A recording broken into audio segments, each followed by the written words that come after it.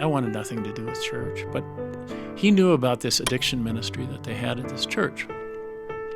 And for months and months and months, he did not give up, just like a drip, drip, drip. And I knew I had to go, and I wouldn't go. And after more than a year of this, everything you do from then on is different. One of the detectives, I think his name was He was Derek. a golden boy. And all we can do right now is come together. Extreme domestic violence, multiple rapes. Hey, great to have you on Life Support. This is a program where we want to help you find a deeper relationship with Jesus Christ through suffering and trauma and the redemption that comes through his love. And I have a really great guest with us today that's got an incredible story to tell. His name is Bailey Seiler. He's the operations director for Five Stone Media, which is one of the partners that we've talked about often here. Five Stone Media is our video arm of this podcast, and you can always watch video portions of it at fivestonemedia.com. Lee, I'm so glad you're here. It's so good to see you. oh, you're welcome. Thank you for having me. You know, underneath that debonair, handsome, CEO-like performance that you put in every day for Five Stone Media, you have an incredible story, a story of redemption. And we wanted to have you come by and talk about life support and what you're trying to do to help churches and pastors and so forth, but also to tell your story, because I think your story resonates with a lot of people, and it's a story where Christ has entered in and done a lot of work in your life. So thank you for being here to tell it, and maybe you could start wherever in the past you want to start, where in all of these amazing events started to unfold, both Sure. good, bad, and... Yeah. So first of all, I don't know that my story is that incredible. And one of the issues I think we have in our world is that people think they have to have an incredible story to be influential for Christ. And I think really ordinary stories, and most stories are ordinary, even mine. A lot of redemptive stories are ordinary. So I don't know that I have this amazing, profound story, but it's useful, I think, to some people. And I guess where I would start is just that I grew up with a real normal suburban upbringing in Crystal, Minnesota, a suburb of Minneapolis. Great childhood, parents, went to church, I had great friends, 3 older brothers, really, really healthy, good upbringing. We weren't well off at all. I mean, we were... But we had everything we needed. When I got to be an adult, I went to college. I had a great education. I met my wife, my wonderful wife, Sheila, and we've got 3 kids, 2 grandkids. I had a really fun professional life. I had a fun business. I ended up owning a water sports business, and I just had a really, really good existence.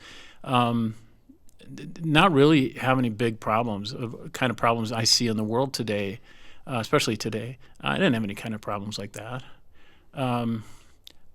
But as I got to be an adult, we sort of stopped going to church. We didn't find a lot of relevance in attending the church we were attending. We tried a couple different churches. Church didn't have anything that was really practical for our lives.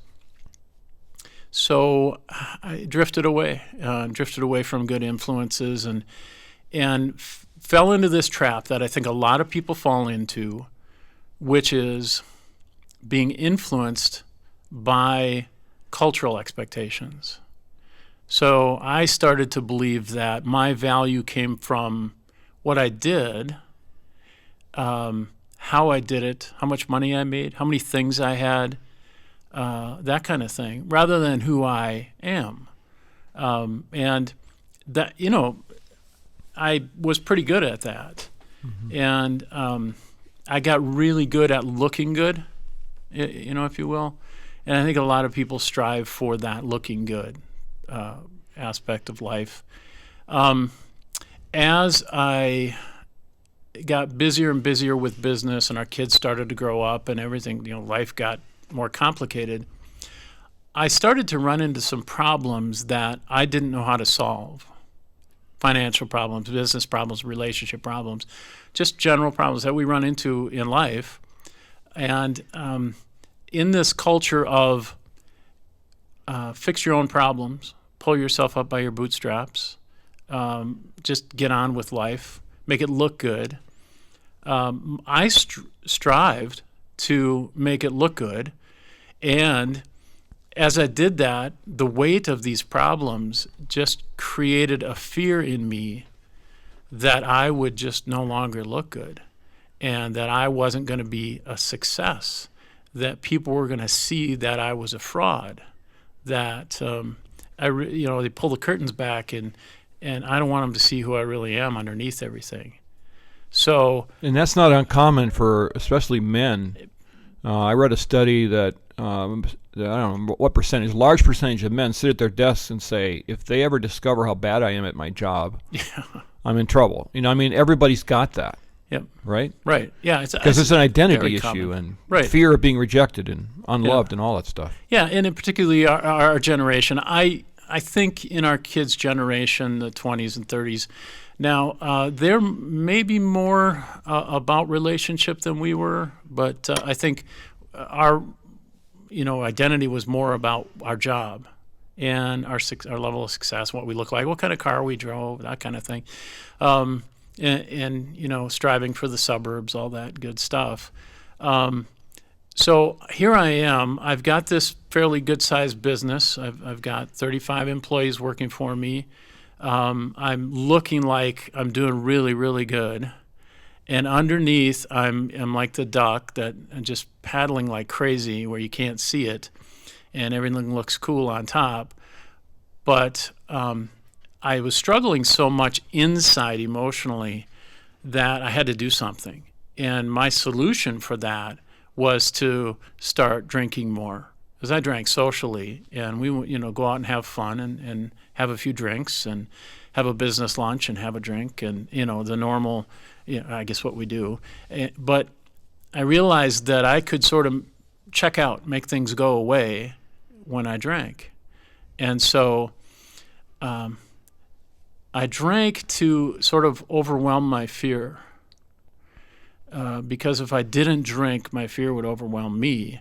And I just needed to hide from that fear constantly. And the more I drank, of course, the more problems I got, and then I had to drink more. And so I got into this cycle of alcoholism that lasted a few years, where I was just sort of pretending and having more and more financial troubles until eventually, and the perfect timing of all this, and I'm convinced that God is involved in this, that when the recession hit, I was in the depths of alcoholism, depression. I had no clue on how to go on, and I was hopeless.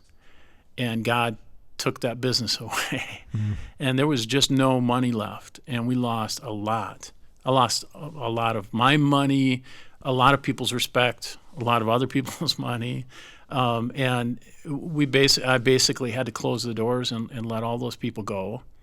And that was crushing because at this point, that was my whole identity, that job, that business.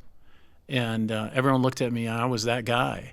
And now... So you were actually living the fear yeah. that you started to try to cover up in the first place. Absolutely, mm-hmm. Yeah. And I think that's a great lesson, that you can try to run away from the fear and hide from the fear and cover it up in a lot of different ways with... whatever. A lot of people use different things. They buy things. Maybe they buy clothes. They buy cars. They buy a new house. They go on vacation. You can try to escape it, but it's always there in the background, mm-hmm. and it's just waiting for you. Mm-hmm. And fortunately, I say that God used that as an opportunity in my life to bring me back to Him in a way that was unexpected. And was very creative, I think, on God's part. When I lost my business, I was out of work for a year and a half because I was just, I couldn't possibly get a job because I was drinking all the time. And I was hiding. I was just in fear completely of everything. And hiding from bill collectors and hiding from relationships and people that I had in my mind wronged who hated me. Of course, they didn't hate me. they hated what happened to me. So after a year and a half, the sort of secret to my redemption story, I think, is a few key people who did some small things. They were obedient to God in some small ways that really made a difference in my life. And one of them was a buddy of mine named Ponch. And after a year and a half of me not doing anything, he called me up one day and he says, we're not going to put up with this anymore. You're going to go back to work. I found you a job. And he found me a job with a really great Christian guy who ran a property management company. His name is Bill Jackson. And Bill has since died, but he was significant in my recovery, that he gave me this job knowing that I was a drunk, but taking Ponch's word for the fact that I needed some help. And so I went to work for this guy, and I worked for him for a couple of years, and he kept trying. God bless him. He tried time after time after time. He said, here, let me hand you this thing that I got at church. He has these little tracts that he would give me, booklets. And he says, my church has this ministry I think would be really good for you. You should go check it out.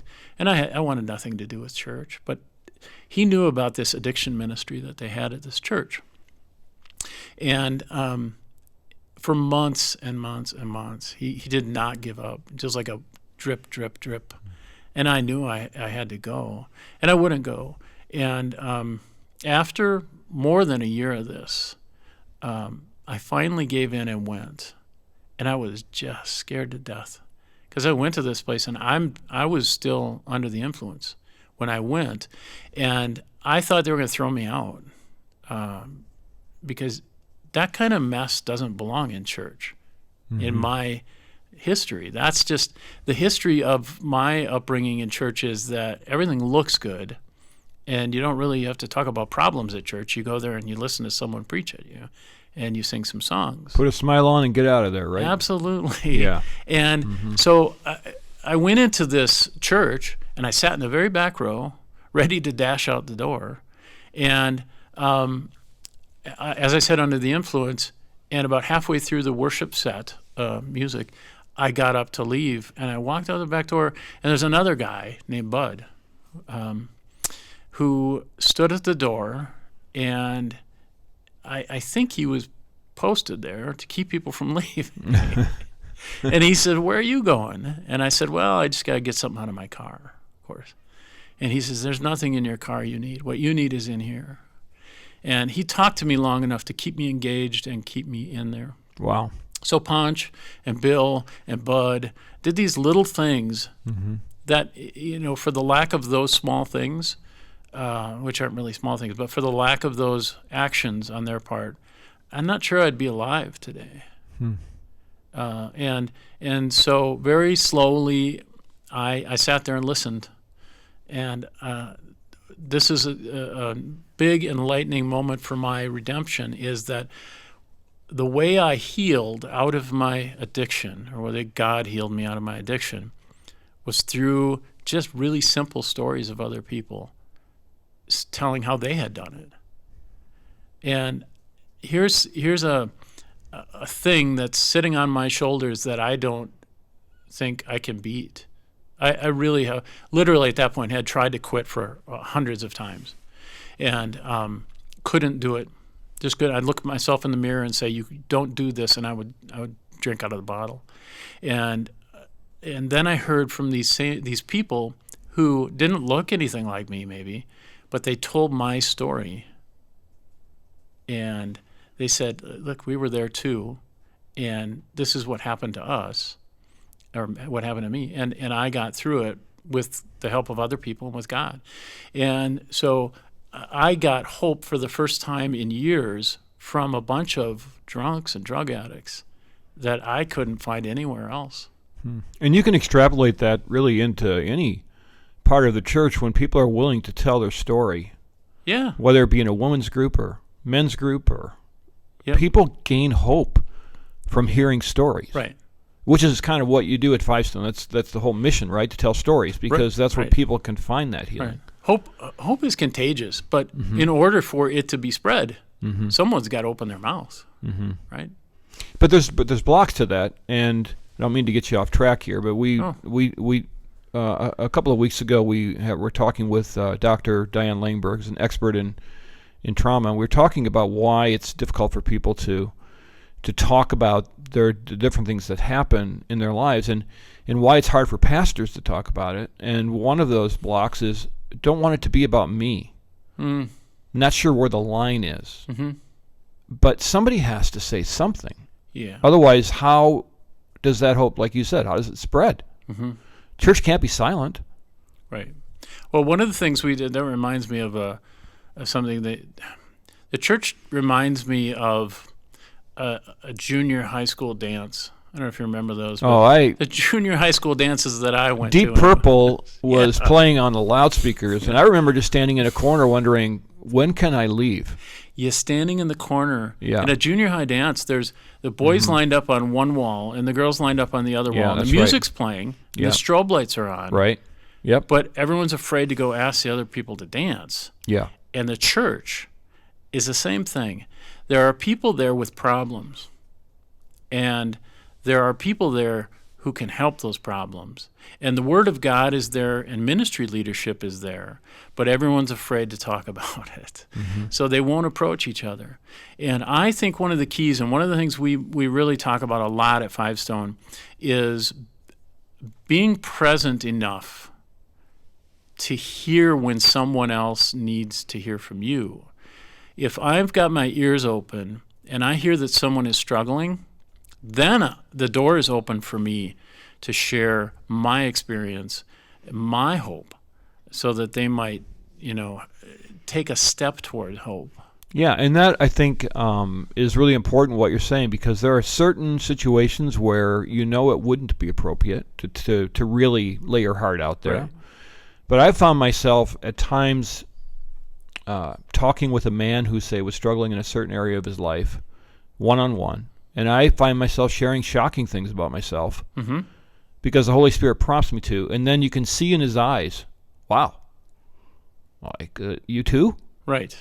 And then some light goes on, and it's an amazing thing to watch. Yeah. People think they're alone out there in their struggle, and I have to tell you, if you're listening to this and you're struggling with something, you are not alone. Yeah. There's someone else in your life who has had this problem. You maybe don't know about it. But if you are open a little bit with, hey, I'm really with a friend or someone that you trust, and say, hey, do you know anyone who could help me with this? I'm really having a problem with this. I need to talk to someone about this. You would be amazed at the number of people there are in your life who have been through a similar circumstance or know someone who could talk to you. And churches are full of those people, absolutely filled with people who, like all of us, have problems. Yeah. So how long did it take for you then when you started to listen and you started to let God heal you, how long did it take for you to kind of get traction and get back on your feet? I'm going to say it was fairly quick for me. I know it's not for everybody, but it wasn't overnight. It wasn't a blinding, flashing light. I didn't see God in the corner of my bedroom. Some people do, I know. And I have not heard God's voice. But I heard God speak through these other people. And over the course of several months, I heard enough people who had success and obviously believed what they believed, that I was willing to take a chance because nothing else was working. And honestly, there's nothing heroic about my story. I was simply desperate. I was so desperate for something to work that I would have tried a lot of different things, and it just happened to be that God put me in a group of people who would support me. And so I just started doing what people tell me to do. I started serving. I looked around and saw people serving each other, and so I thought, oh, okay, I can do that. And it was simple. Just maybe 6 months of just following people around like a puppy, kind of watching what they do and serving other people, greeting, carrying stuff and setting up food and that kind of thing. But serving, I think, is a tricky thing for people because everyone wants to do something significant. They worry about, I want to do something significant with my time and my serving. Everything is significant. And I always say, just do what you're going to Yeah. do. God can make anything significant. Yeah. So just do what you're going to do. Yeah, that's right. And it's interesting that you talked about desperation, and we can talk about this a little bit more next time as well. But I think that the church needs to be more desperate. We have people filling our churches, and I'm guilty of this. And when I talk about our churches, I'm talking about me too, that are afraid to get desperate because it's scary. Mm-hmm. And we hold on to whatever identity we have. We hold on to some kind of order. We give ourselves to the Lord, but we kind of grab onto something that we know we're going to have if it doesn't work out with Him. It's all subconscious, but then He starts stripping things away. Yeah. And all of a sudden we're left, if we're really willing to be left, we're left with just Him. Yeah. And that's where you were. And that's actually the hardest place in the world to be, but maybe the most beautiful place to be. Oh, it's a great place to be, though. Yeah. That stripping away of everything. Had I not lost everything, I would not have found everything I have now. Relationship with God. Yeah. Well, you look at what happened to Adam and Eve. They were immediately confronted with an identity crisis. They were going to discover their identity either in their quest to be God or their quest to obey God. Yeah. And when they chose wrongly, God was still involved. He clothed them.